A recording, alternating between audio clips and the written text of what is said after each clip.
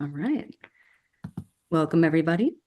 On behalf of the Society of American Archivists International Archival Affairs Section Leadership, welcome to another installment of our Archival Vistas seminar. I am Jennifer Donsha, the IAAS Junior Co-Chair and steering committee member. The Archival Vistas Briefings virtual seminar series began in 2023 and discusses a topic or theme of international focus. The theme for 2024-2025 is archival standards and how we experience and use them.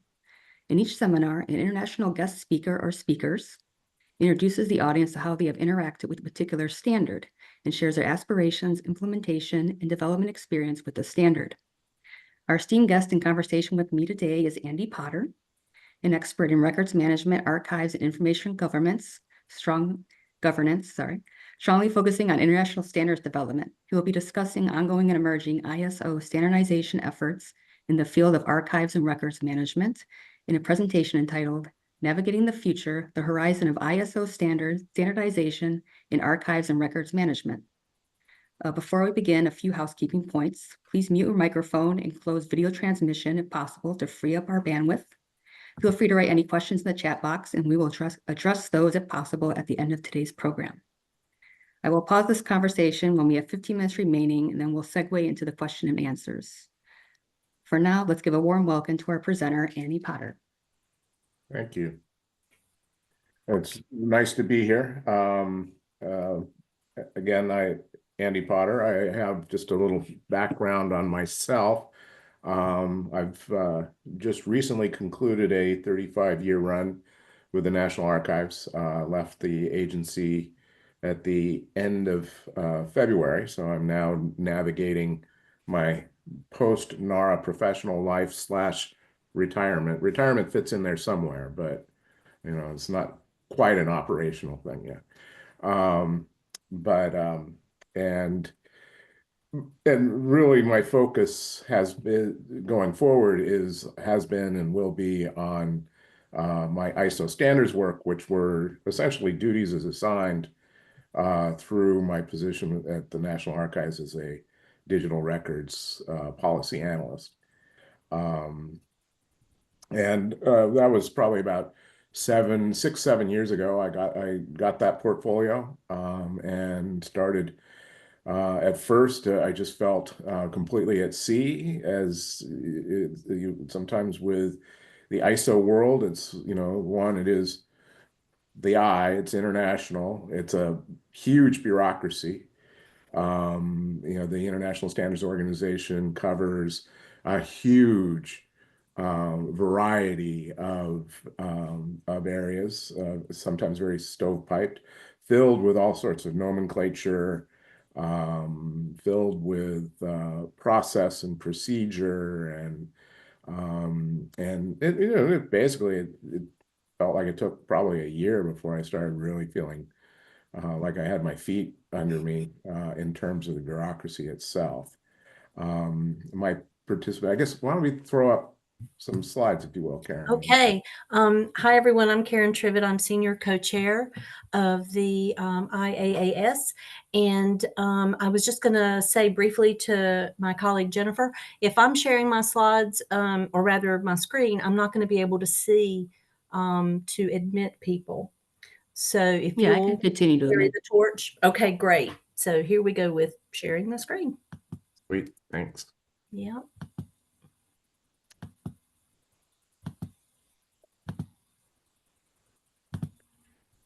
How's that? That looks good.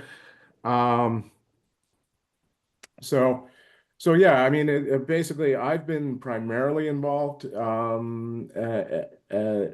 as part of my position with the National Archives with TC 46. TC stands for Technical Committee. 46 is Information and Documentation. And has a range of subcommittees that have different portfolios within that, and I'll kind of run through some of them. I'm not going to go too far into depth. I will focus on TC 46 Subcommittee 11, which is Archives and Records Management. But as you will see, it's interesting because in other subcommittees within TC 46, there are archival issues discussed, and certainly that's where the library and museum is there too. So we can go to the next stage. So I'll be discussing the work within some of the work within SC11. And as I mentioned, some of the other subcommittees, there's a performance metrics subcommittee, which is currently working on a performance metric standard for archives. And there is SC10, which is it's very simple, preservation and storage, a lot of interesting stuff. Not within TC 46, you'll find there is, and that's, I'll discuss a little bit of a theme where, one of my themes that I look at when I look at the international standards in records management and archives within the International Standards Organization is our professions are essentially are horizontal professions, right? They stretch across topics, because, some of us, have a very specific ambit, if you will, of area of interest. But, many of us are involved, certainly records management within an organization is a horizontal operation that touches all of the various stovepipes, if you will. And the OAIS reference model, which is essentially one of the first sort of metadata digital archiving standards. And I'll discuss that some more, but it came from the space data community. And the reason that it was created is because there wasn't anything else, and they needed it for that particular stovepiped function, which was space data. And you'll find essentially sort of what I call standard artifacts, where they're all over the place, where documentation, record keeping, archiving, metadata has been built into standards that haven't gone through, say, a TC 46 SC11 or TC 46, and sort of what essentially outside the profession, if you will. But the key to standards work is essentially to provide for interoperability and collaboration within organizations, and also, certainly across international boundaries. So there is that sort of basis or touchstone for vendors, for professionals, that provides the ability to do our work. So the next slide, I'll drill down a little bit into SC11. I'm sure many of you are familiar or have heard of ISO 15489. It's about 20 years old now. It was essentially, it's the foundational standard for TC 46 SC11. Most of the other products, in fact, I dare say all the other products, wrap back to the principles that are contained in 15489. And so it's, it's very much a foundation document. And as other standards drill into technology, emerging technology, or metadata, for instance, and I'll talk a little bit more about TC 46 SC11 in terms of metadata, in terms of management systems for records, they all come back to 15489. So it's a touchstone for the subcommittee.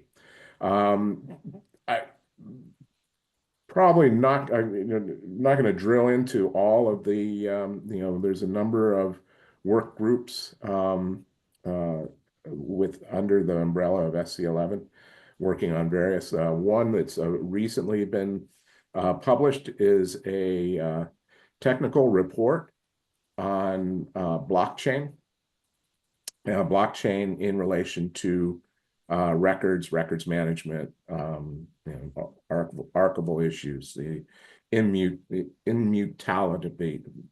Excuse me, I've never been able to do that word.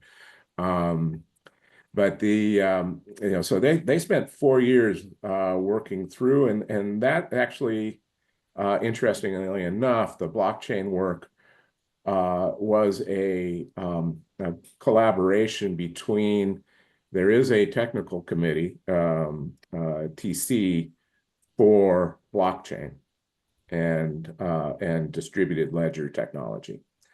And so TC 46 SC11 got together with, I think it's TC 307, I want to say, and put together and worked on that. They worked on it for almost 4 years because there were a lot of points where the records management issues, collided with the technology issues, and they spent an awful lot of time navigating that water where you had those two streams coming together in order to develop a standard.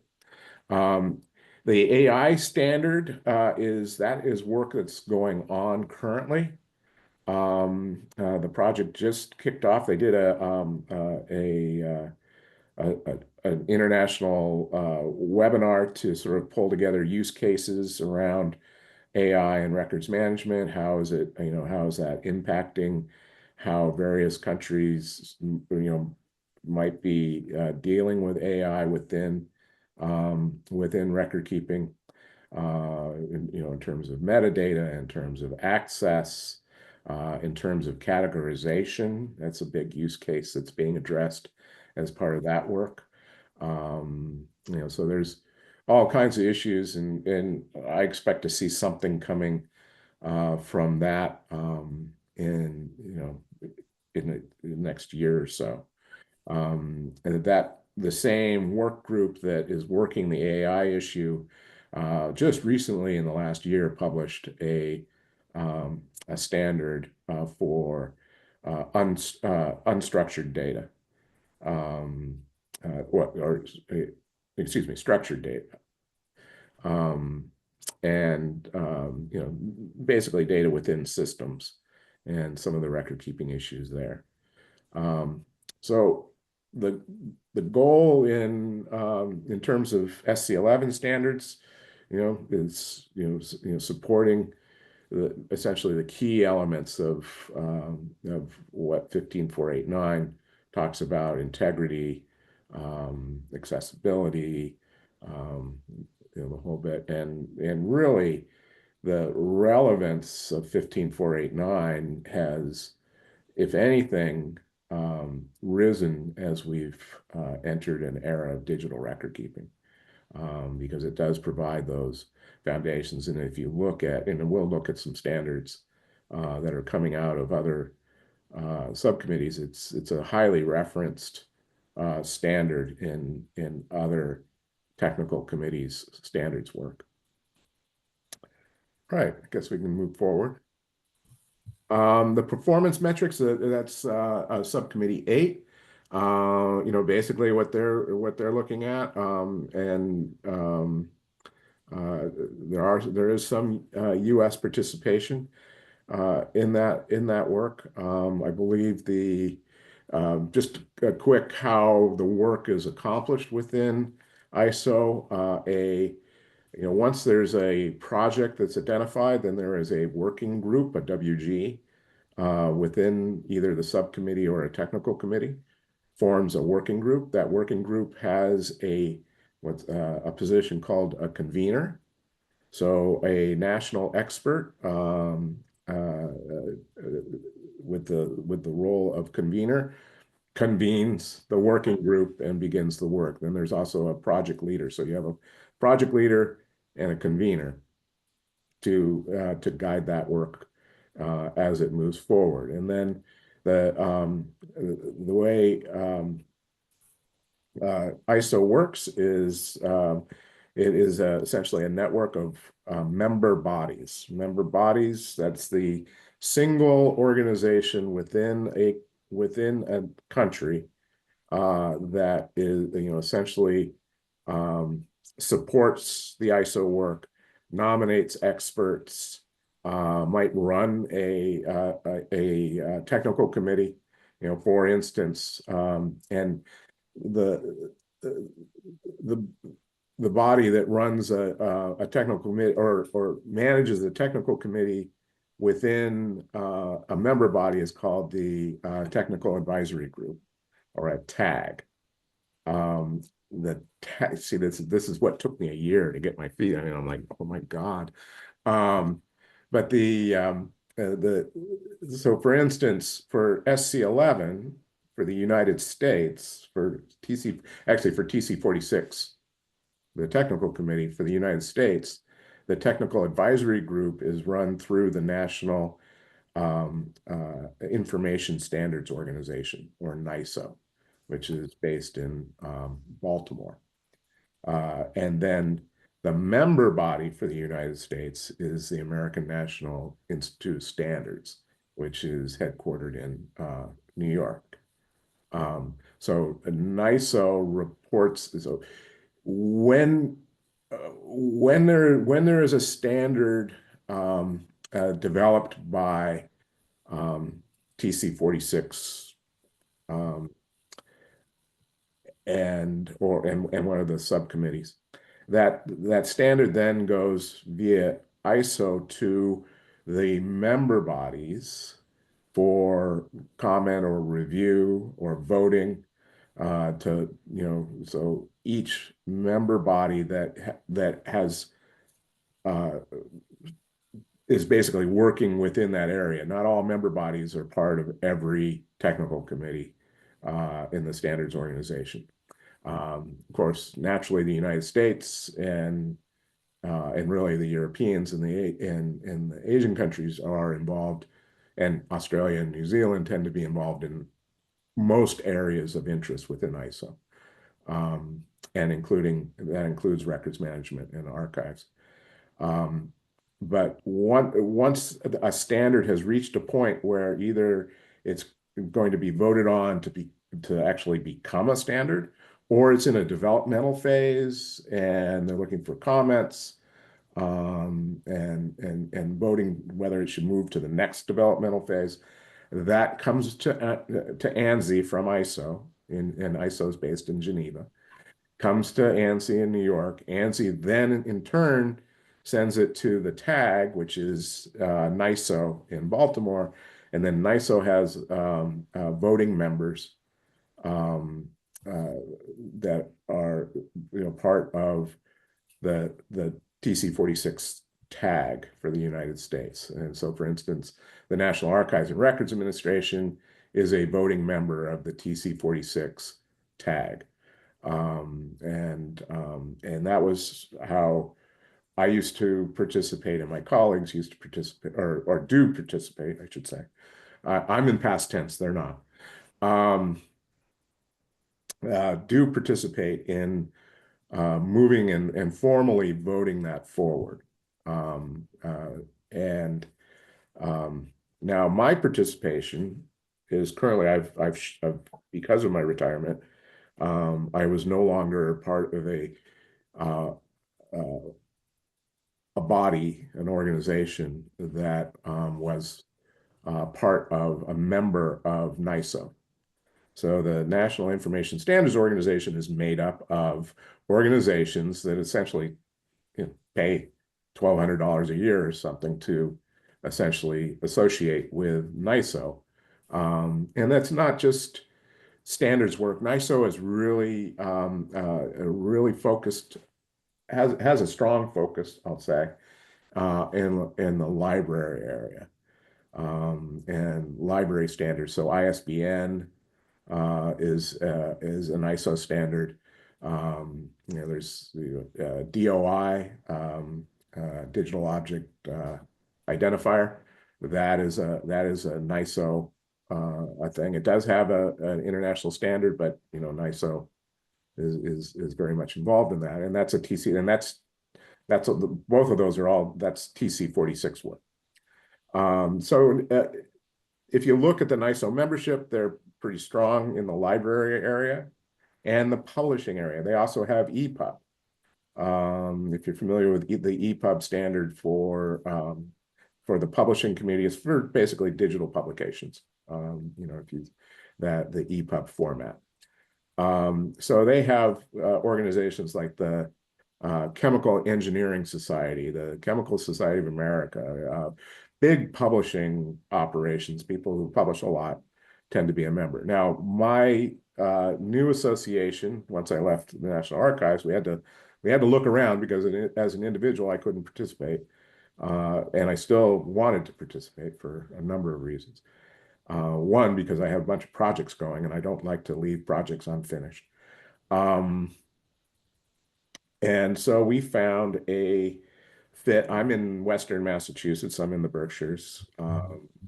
So we found a fit with the Boston Library Consortium, which is an organization that represents academic libraries in Massachusetts, from MIT to Williams College. And so I am now, that secured me my slot in ISO, therefore secured me my slot within the international piece of it. So, all right, well, there you go. Now you know that year, it took me a year to figure this whole thing out. But I swear I don't think I've figured the whole thing out yet. Next slide, please. I mentioned earlier the SC10 within TC46 is storage and preservation. They have all kinds of interest. In fact, they just started a new work project that I noted in the last few weeks. They're working on standards for a new standard for adhesive labels for archive storage. Because we all know, I mean, one of the, I know when I worked in custodial archives, it's like those labels falling off those boxes over the years, creates a real headache. So they're looking at, a standard and pulling that together. But they also, boxes, paper quality, pretty much the whole gamut of storage and preservation within libraries and archives is SC10. All right, next slide. Now here's one. This is an interesting one. This is a technical committee as 171. And National Archives has been very involved in 171. Earlier, I think I saw one of my colleagues, and I welcome, if Anne's still here, feel free to jump in if I haven't spent too much time with 171. My personal role with 171 is as a liaison from TC46 SC11 to TC171 document management applications. Now, TC171 has essentially, I believe, just two working groups or two subcommittees. And one is for EDMS, document management systems, written some of the, and the other is pretty focused on the PDF specification. Now, PDF, it's an interesting one here. Again, here's another case where you had a specification that was developed outside of the ISO world. It's not an ISO standard. The specification was developed commercially. And then at a certain point, Adobe made it an open specification. They opened the specification, and that specification at this point is essentially managed by the PDF Association. Now, the PDF Association created a connected to ISO so that to essentially standardize the specification, but they released the specification independently for free because that's the other thing about ISO is every ISO product, every standard is the DRM is very tightly held. So it's, you know, the digital rights management is intense in the ISO world. And they're all for sale.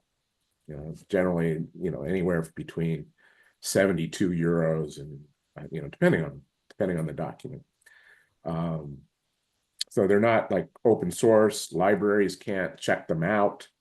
You know, so the DRM is very tight. But you have things like OAIS, which were developed by a space coordinating committee. I can't remember the exact acronym there, but if you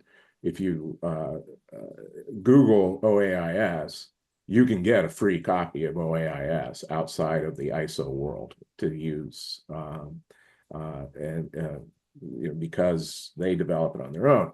Now, you might ask, well, what's the value then of standardizing something that's free outside of the ISO world?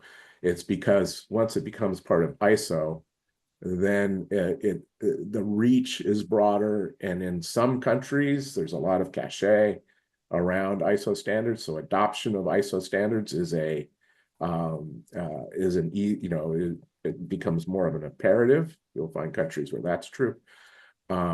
So it makes sense to have it with it, and then also the ISO process for consensus building, because ISO has a very developed consensus building process for each of these working groups, and provides IT support around that, and it provides balloting support around that, so that stakeholders around the world can get to that. So that's sort of the PDF piece of it. That's really one of the important pieces within TC 171. Another something else that's being worked on within 171, I believe it's in SC2, is CP2A, which is content. It's essentially a control piece, embedded control piece for digital imagery. It kind of came out of the vendor community. Microsoft is very big in that, among others. And it's being and really essentially the standard or the specification to be built into applications. So say you're working in an AI like DALL-E, and you do within DALL-E, you create an image, through say ChatGPT or some other, Microsoft Designer was a good example. And you create an image. And then you post that online. A lot of times you might be seeing a little CR piece up in the corner of online images. And if you tap on that, it tells you, what application created it, when it was created, there's a whole host of sort of metadata around the image. And when that image changes, or is modified, and then that CP2A information is changed and modified as well. So it tracks with that image, and it's basically the goal is to create a sense of trustworthiness around digital imagery online. This is really, I hope that we got that right. So but that is another example of it's being standardized. It's on a fast track to be standardized. I'm supposed to go to a meeting in Concord in the first week of May, and the reason is because once it becomes an ISO standard, then it has more cachet in certain communities and certain stakeholders. So it is being worked on. PDF/A, the Archival standard. There's all sorts of work going on around PDF, like for instance, PDF accessibility. is currently, there's a standard that's in process there. That's very important to the Europeans because they have EU, we have 508 certainly, but they have EU, and they're very concerned, EU regulations. There a lot of standards work gets driven both within European standards bodies and within ISO in general by the common market, by EU regulations, because there's it drives a lot. So that's TC 171. I guess we can advance. I think I'm going to talk about some metadata stuff. Now, metadata standards, you could call OAIS, essentially it has metadata pieces within it. We also, in TC 46 SC11, we have a metadata standard, is essentially a family of standards under ISO 23081. So it defines, essentially the foundational standard there defines principles and guidelines for metadata that support records management and just basically talks about metadata and some of the requirements around metadata. Now, currently there is work going on a, I believe it's a technical report. And it's based on work that actually was led out of the National Archives of Luxembourg, I believe, and also France. And essentially, that work was a compilation of international metadata element sets. And the idea is to harmonize those metadata element sets and provide that. I mean, because in a lot of cases, the metadata work is, from day to day in the digital records world is all around identifying your metadata element sets and what makes sense for your particular purpose and need. And so they looked across they looked across sectors and so that hopefully will come out within the next year. And I could talk more about the importance of metadata, like I have been for some the arc of my career. All of a sudden, somewhere in the mid-90s, all right, so next slide, I'll talk about a little bit more some other metadata sets within TC 46. You have both MARC and Dublin Core are ISO standards within TC 46.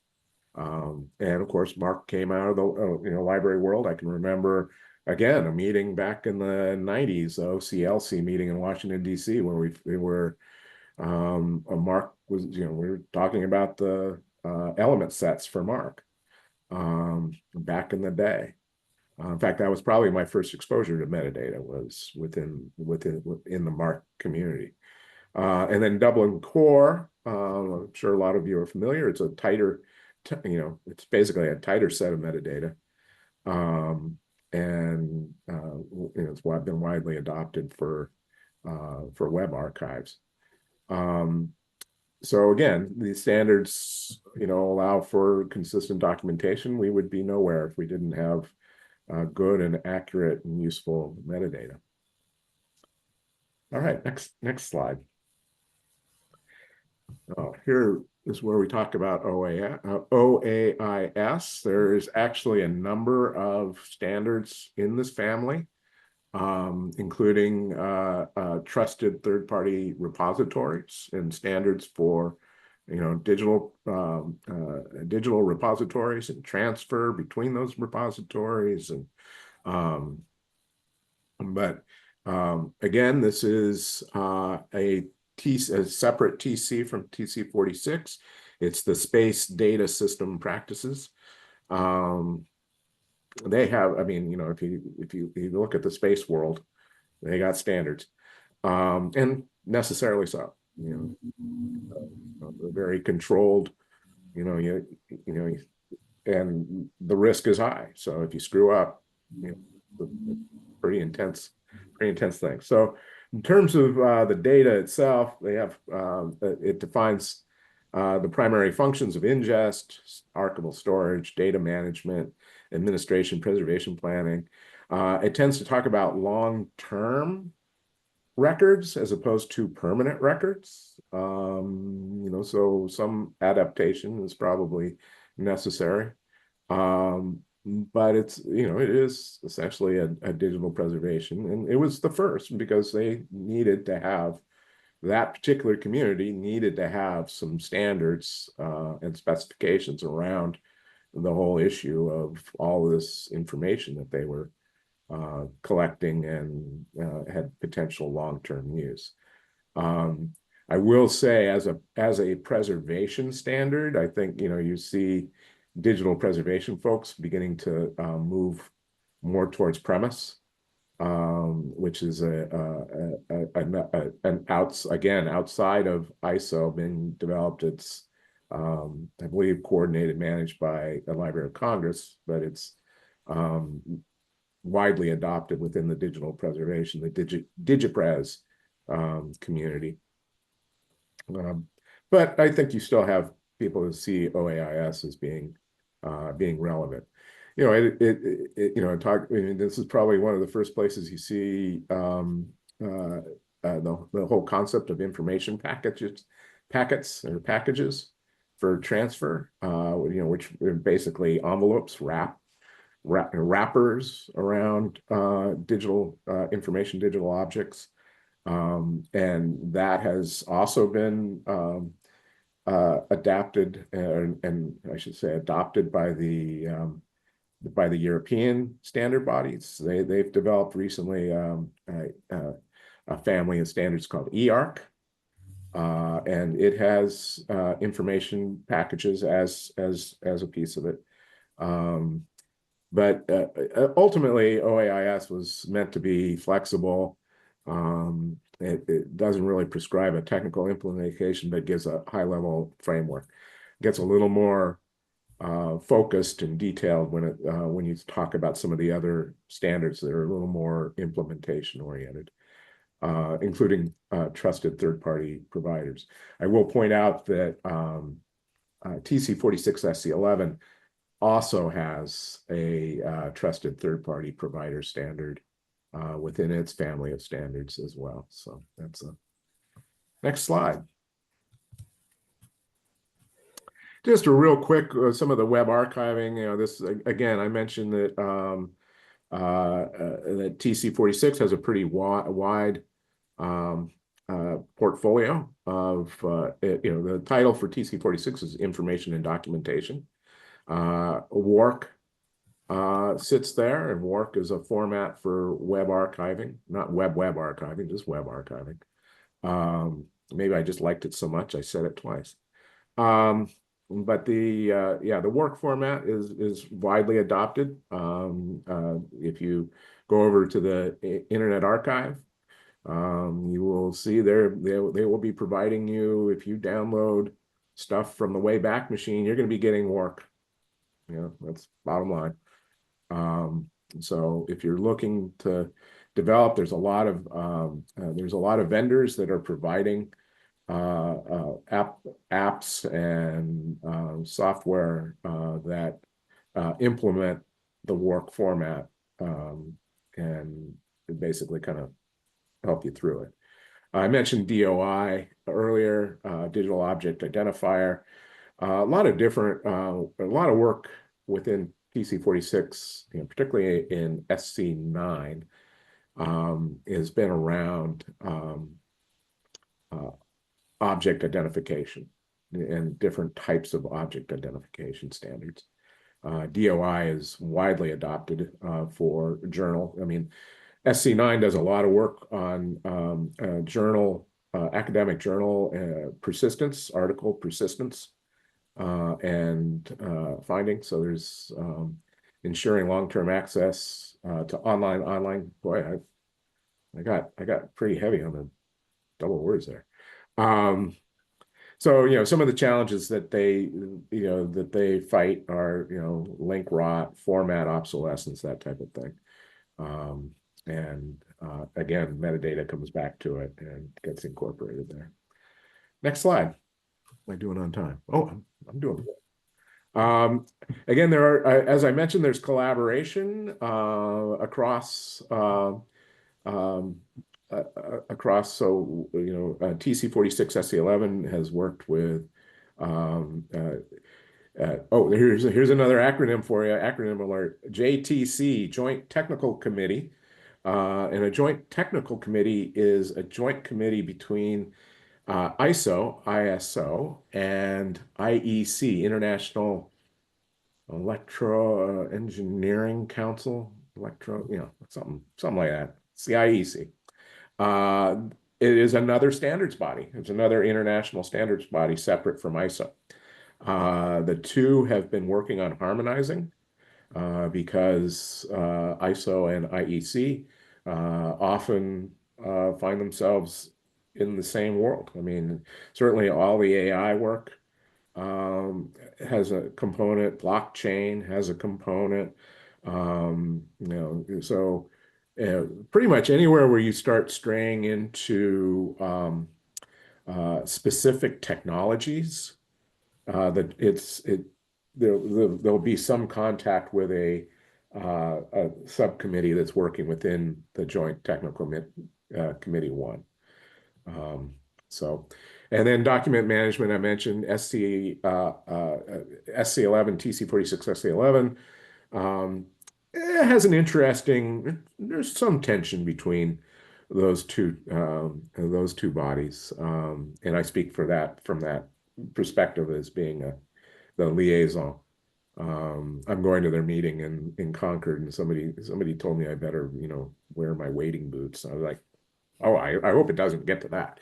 But so no, there's some tension because it's obvious that I mean, if you're going to be talking about electronic document management systems, well, obviously TC46 SC11 with our standard 15489 is going to have some interest in how you write a standard for implementation by a vendor in developing an electronic document management system. And in some cases, some of their scope statements begin to sound a lot like records management. And there's always, I mean, ISO is to a degree, a stovepiped world, and there are with the between sectors, there can be some turf issues, where people don't, feel that they're being heard, that type of thing. And then liaison with other other groups like DCMI, which well, I looked it up the other day. But the W3 is the web coordinating group. So IETF is another web organization. So, but I also mentioned some of the other external, PDF Association, the Space Data Coordinating Committee. So there are external partnerships. Next slide.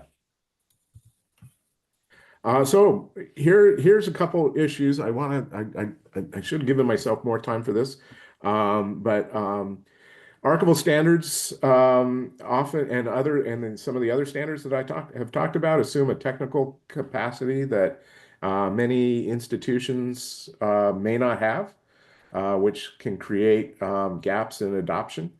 I mean, if you're in a small organization that perhaps, unless it's built into something, a product that you're buying, it might, be difficult to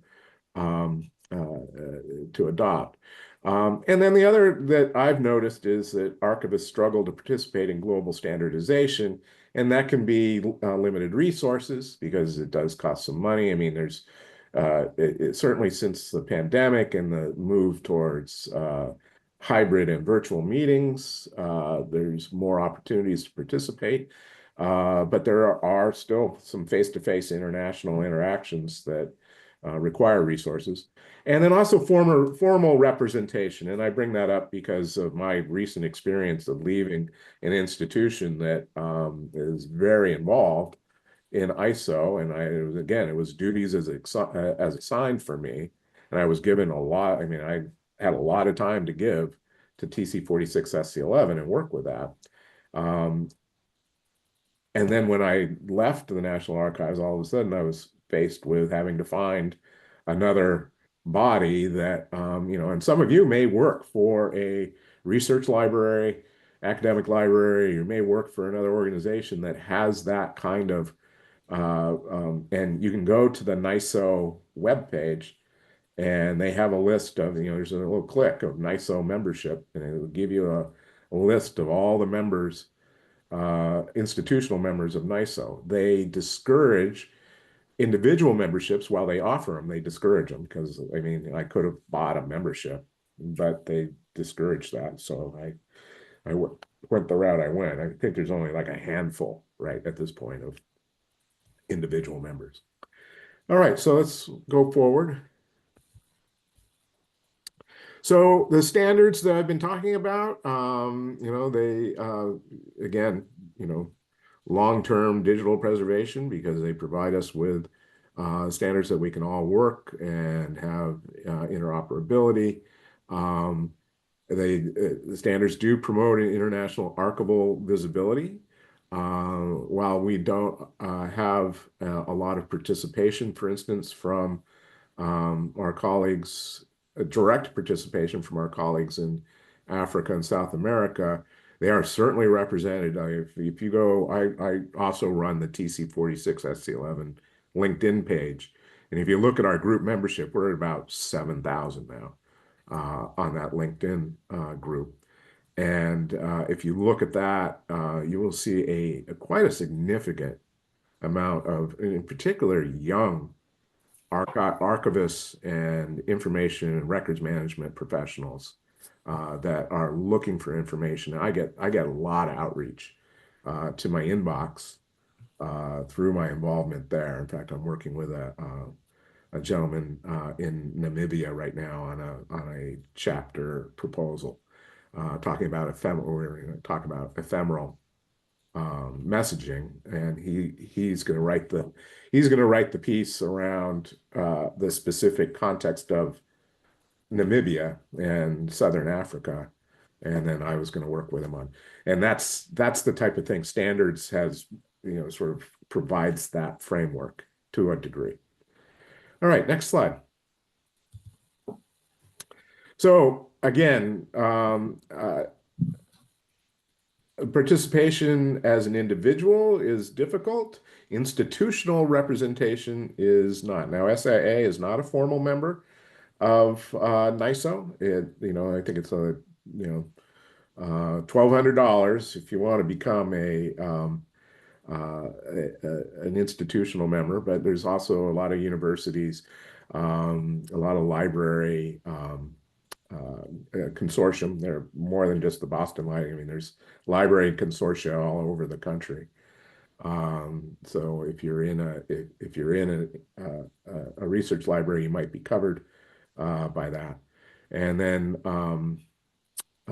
so I encourage it if anybody is interested in and would like my good offices in getting you somewhere where we might be able to get you involved. Feel free. The next slide, I think, has my contact information. Okay. Oh, not quite.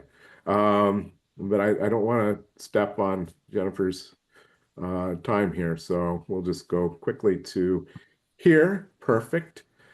This is my information. I encourage anyone to contact me really for any questions, and also if you want to get involved, I really encourage it. And I'd love to help people find a way to do that. And I hand it to you, Jennifer.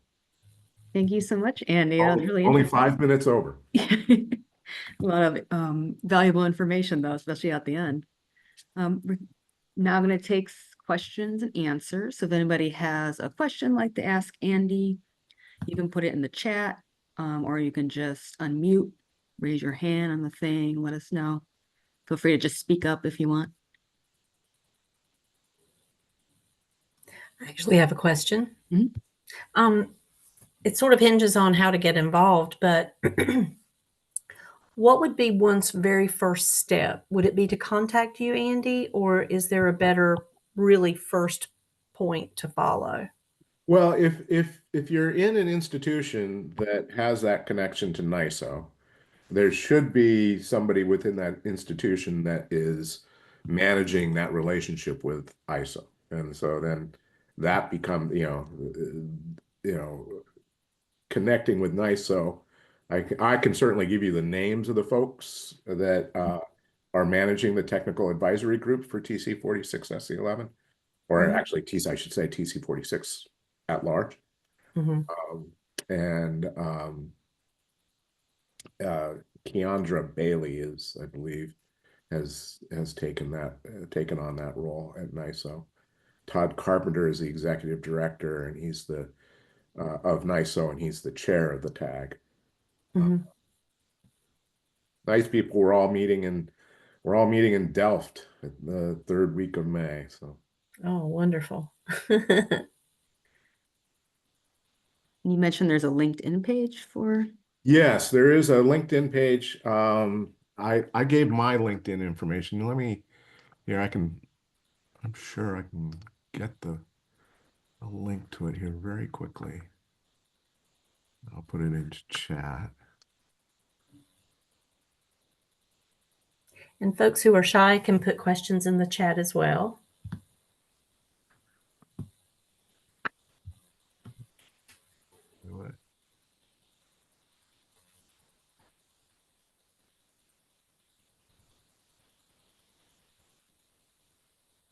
There we go.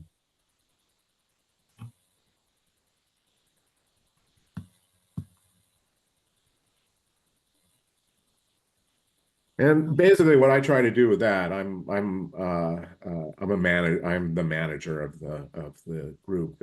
This is part. I'm also the communications task force chair for TC 46 SC11.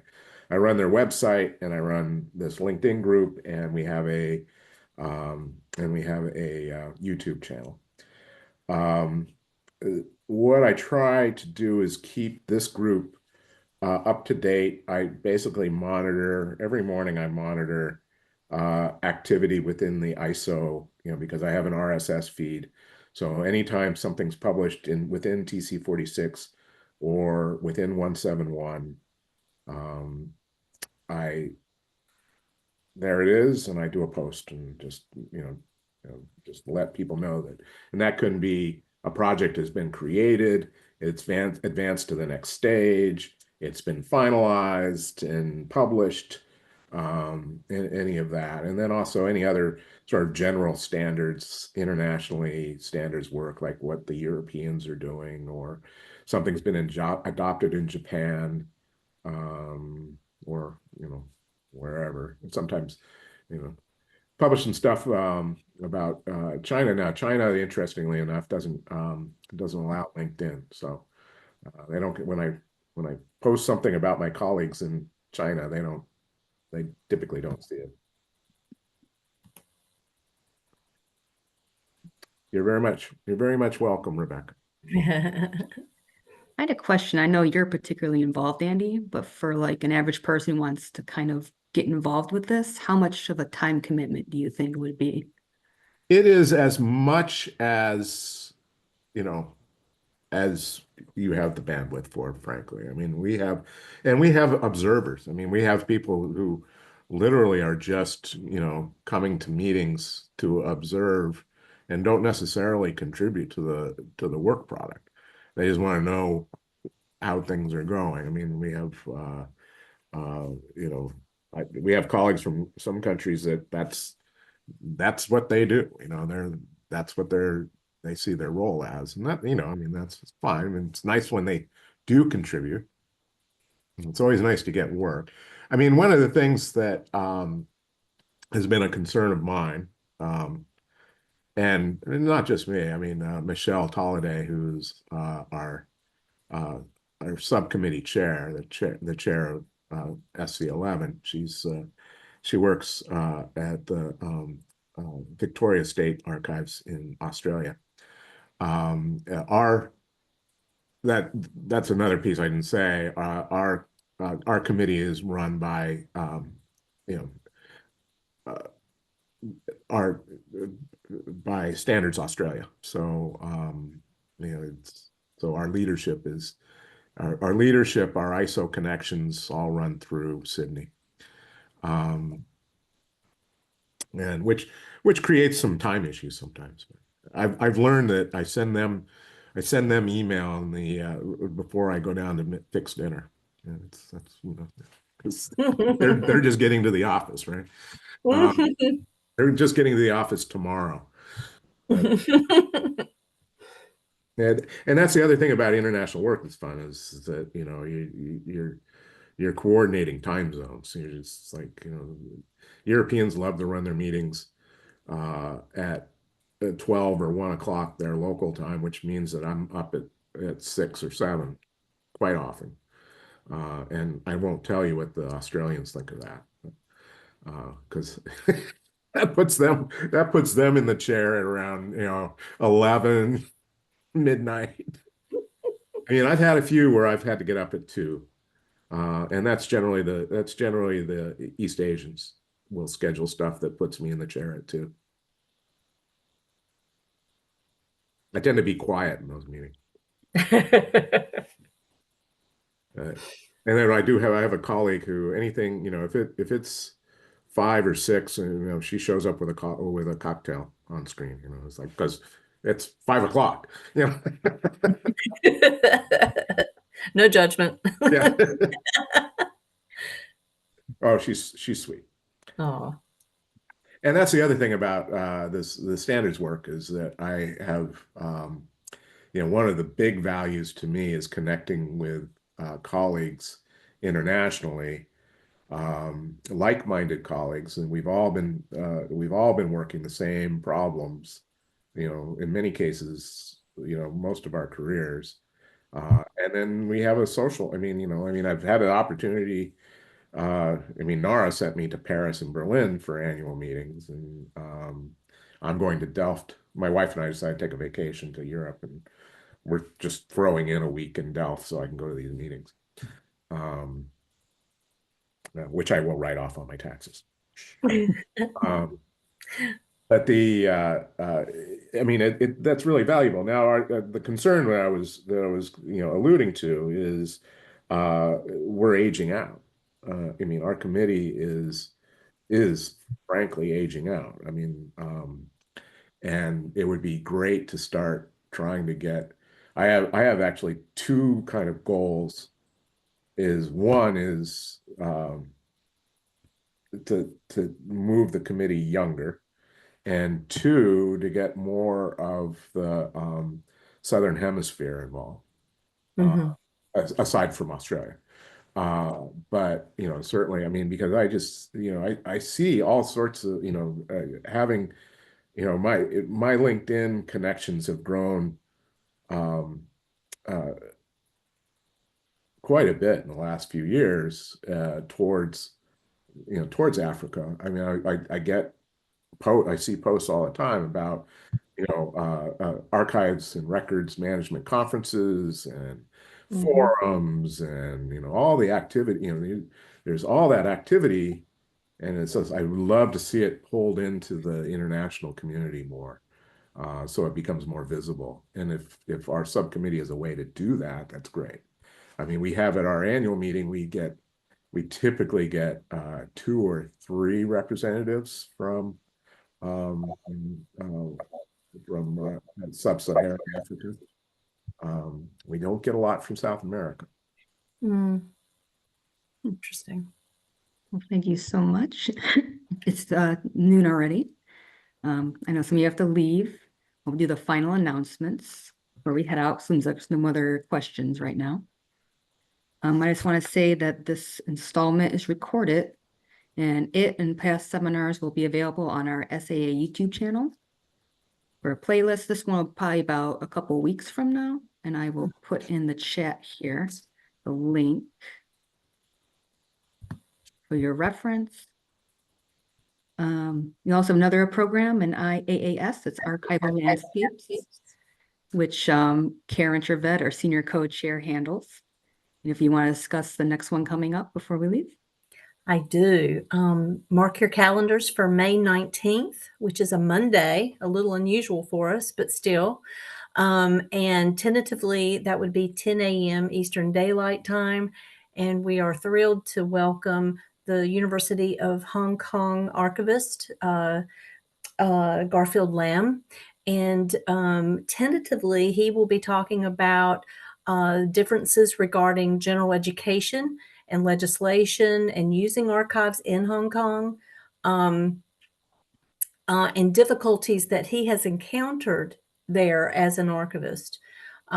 He says to me that it all relates to the colonial practice, the Chinese influence, and the policies, especially freedom of information before and after the handover of Hong Kong. So we're excited to welcome Garfield to our forum on May 19th. And per usual, I will be sending out a lot more details and confirming his presentation details soon. So be on the lookout for that post. And I also wanted to just grab your attention for those of you remaining. We are about to enter election season for the section. So it is a small but mighty section. We're about 200 plus members at this point, but hopefully, as you have seen today, we're very active, very energized, very enthusiastic about our mission, which is to bring international practice, theories, concepts to the attention of SAA members. And we would love for you to think about leadership and definitely think about membership if you're not a member. And with that, I'll hand it back over to Jennifer. Thank you so much, Karen. Yeah, it was a great presentation, Andy. Thank you so much again Thank for you. sharing your knowledge and experience with us. And yeah, we just like to thank you, and so great to have you here. I will send you Pleasure. information later about when it comes available online. Mm-hmm. And And I'll do we stop. have a final Vistas to talk about or no? Not yet. Still getting it together, so Oh, I'll leave that teaser there then. yeah. There's another one coming up in a couple months. So Super. I'll keep you all updated on that. But thank you so much again. I'm going to stop the recording. All right. And thank you, Jennifer, for